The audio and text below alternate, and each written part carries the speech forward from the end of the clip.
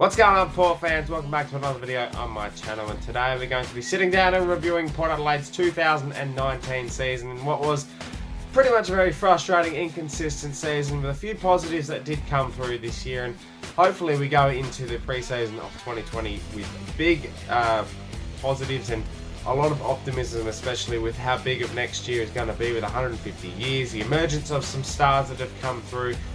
We have a big problem with fixing what we have at the moment, and that's inconsistency, and having Ken Hinkley as coach is that an issue, but we'll just dissect all of it throughout this video, and well, we're going to grade Port Adelaide's 2019 season, so let's get straight into it.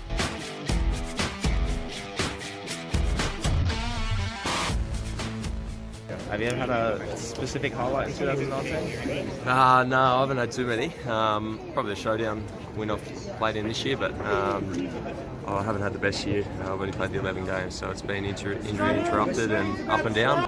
Favourite highlight of the year so far?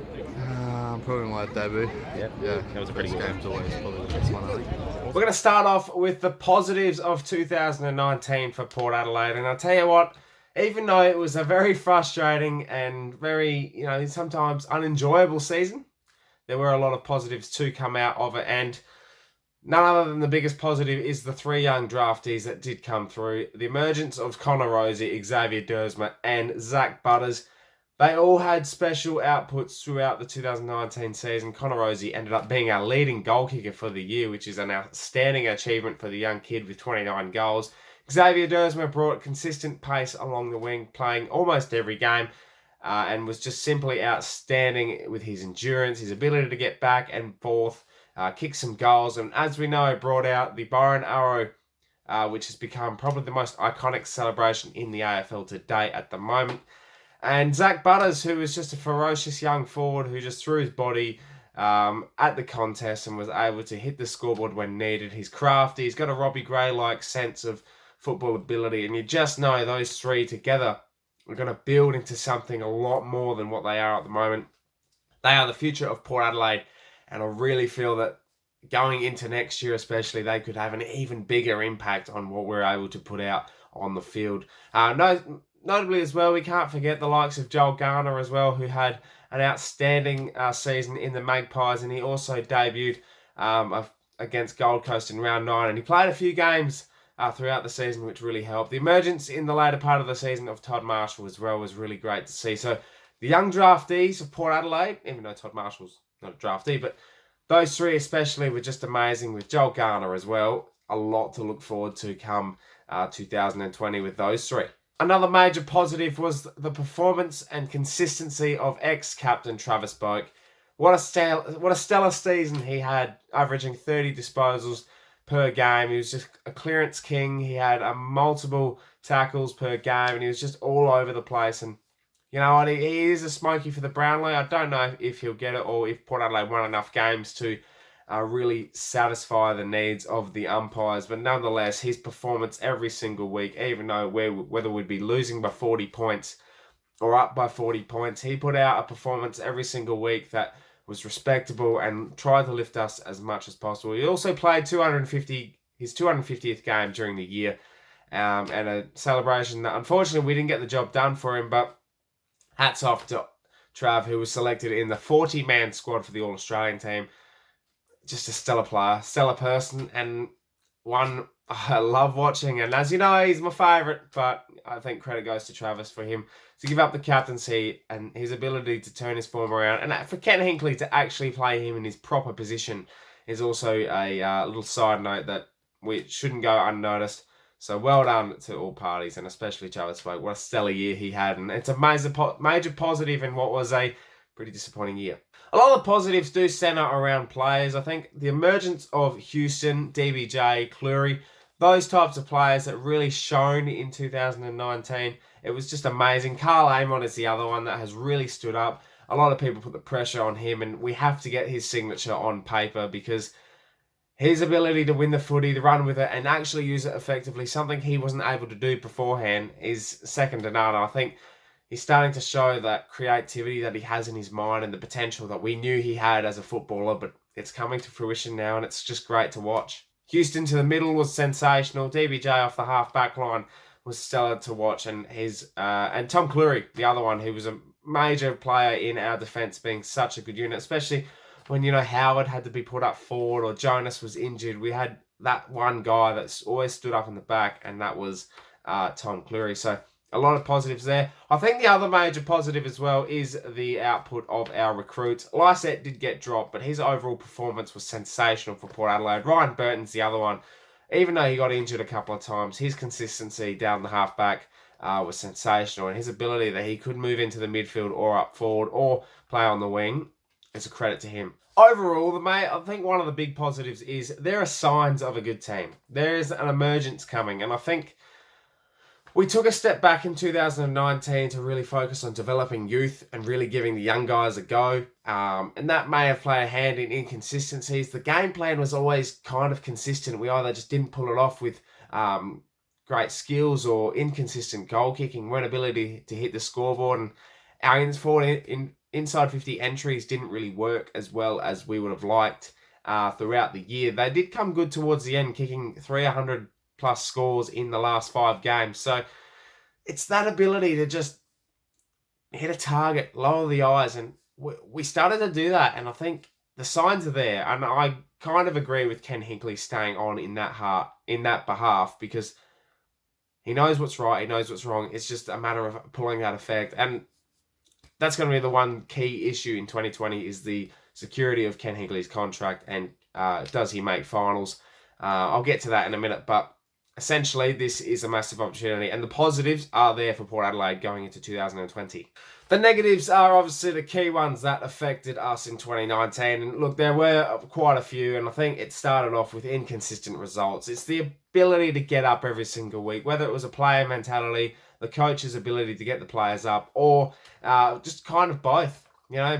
Results happy one week and then disappointed the next, and we were very much a team that relied on having a response, something to go out and prove, which is a good thing because we didn't have it in the past, and we've developed that. But I think you have to have that every single week, and I think the players kind of knew that, but they didn't really put it into performance, and that's what the frustrating thing was our ability to get up every single week.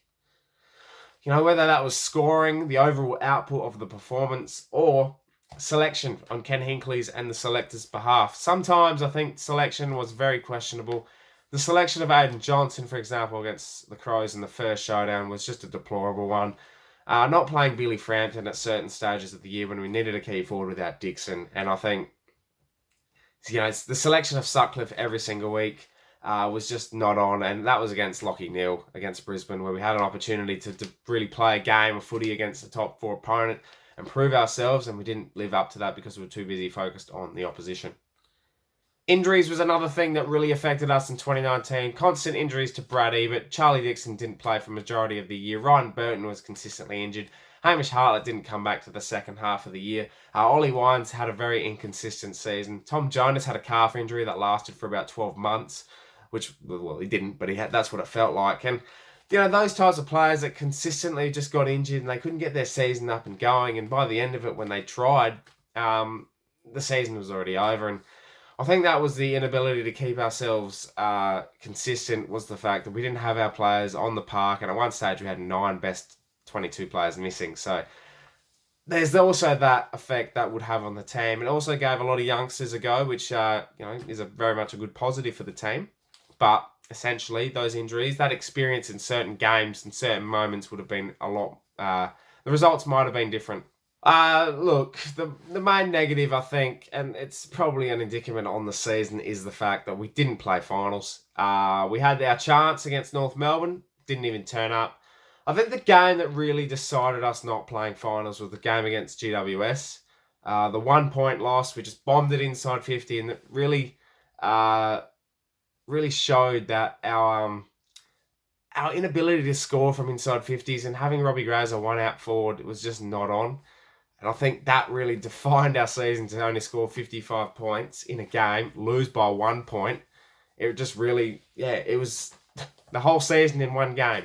Great defensively, poor offensively, and it really shut us up in the end because we finished the game out of the 8 in 10th spot. The other negative is fan attendance. We went down once again by 3K this year. I think that's not a negative on the fan base because the fan base are very much voting with their feet. They've had enough. They're sick and tired of the performances that have been put out every second week, or 1 week we're happy, 1 week we're miserable, and 1 week we just want to throw the remote at the TV. And I think essentially with that, you're not going to turn up every single week. Some people do.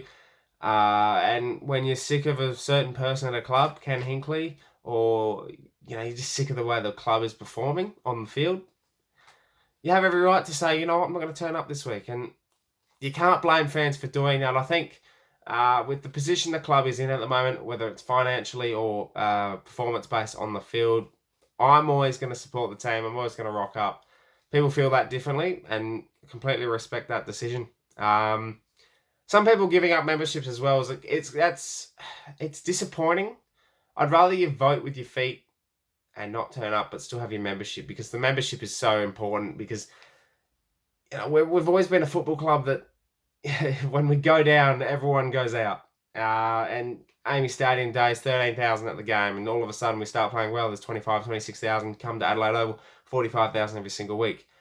When you're getting under 30,000 at the Adelaide Oval, it not only hurts the club, it does hurt the look of the brand that we are trying to present. And I think that's something we don't want to bring as a football club. And we all know that when you're at the Adelaide Oval and there's a lot of noise, you thrive off that as fans, and the players thrive off that as well. And hopefully in 2020, the 150 years celebration is enough for everyone to get back on, go at it again, get the grind going, and hopefully the boys put out performances every single week that we can say, you know what, that's Port Adelaide. That's why I'm proud to be a supporter, proud to wear my membership lanyard, and proud to go every single week.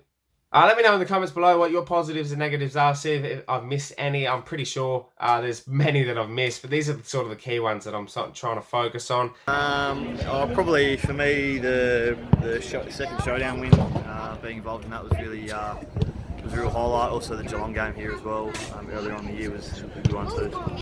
I'm going to look at the highlights of the year. There's only been, in terms of wins, there's only been a couple I feel that really stand out. Round 1 against Melbourne, sensational. I was there. It was just amazing atmosphere to be there, all the Port fans, and we all have this, these bright faces that turn up with a smile, thinking, holy shit, what's this?